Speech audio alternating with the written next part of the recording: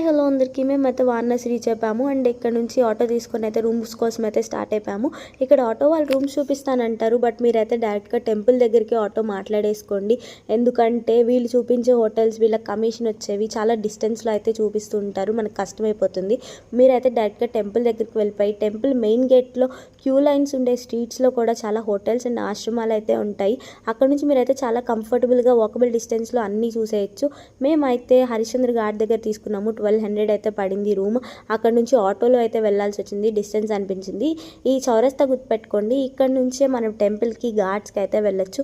మేమైతే ఫ్రెష్ అయిపోయి మళ్ళీ గంగా స్నానం చేద్దామని అయితే వచ్చాము. 12కి మణికర్ణిక ఘాట్లో గంగా స్నానం చేస్తే చాలా మంచిదని చెప్పారు. సో ఘాట్ దగ్గరికి అయితే వచ్చాము, కానీ ఇక్కడ కూడా అది ఫ్లాప్ అయిపోయింది. ఇక్కడ బోట్స్ వాళ్ళు చాలా మాటలు అయితే చెప్తారు, వాటర్ ఇక్కడ బాగోవు అక్కడ బాగోవు అని చెప్పి వాళ్ళకి బోటింగ్కి వస్తామని. కానీ మీ ప్లానింగ్ ప్రకారమే వెళ్ళండి. See you next videos with more details.